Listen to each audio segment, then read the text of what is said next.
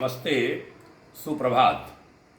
आज 10 मई 130वां चरण युग ऋषि विचार श्रृंखला का शीर्षक है मनुष्य जीवन का उद्देश्य।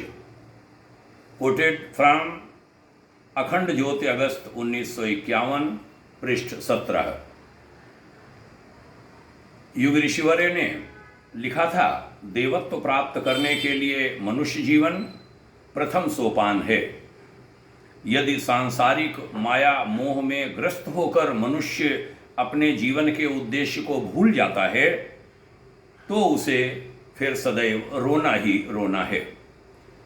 यह निश्चित है कि मनुष्य जीवन के उद्देश्य को प्राप्त करने में सैकड़ों कठिनाइयों का हमें सामना करना पड़ता है, पर यदि हम क्षणिक सुखों में फंसकर अपने लक्ष्य का ध्यान छोड़ दें तो हमें सदैव पछताना पड़ेगा। बाद में हमारे इस पश्चाताप का कोई महत्व न रहेगा। इससे अच्छा यही है कि हम अपने आप को पहचानें और उद्देश्य प्राप्ति के लिए कमर कस लें। यह संसार एक रंगभूमि है। हम सब इस सांसारिक रंगभूमि पर अपना अपना पार्ट अदा करने के लिए आए हैं। यदि हम अपने सुपुर्द किए गए कार्य को ठीक तरह से नहीं निभा सकेंगे तो नाटककार सूत्रधार यानी वह परमपिता परमेश्वर हम पर अप्रसन्न होगा, और अधिक अप्रसन्न हो जाने के बाद वह फिर कभी हमें रंगभूमि पर अपना कौशल दिखाने के लिए न भेज सकेगा।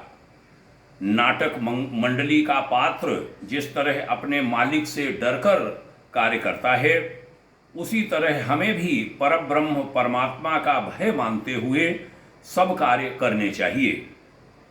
हम तो यह सब जानते हैं कि इस संसार में जन्म लेने के बाद मरना तो अवश्य पड़ेगा, फिर हम इस छोटे से जीवन काल को दुखप्रद क्यों बनाएं?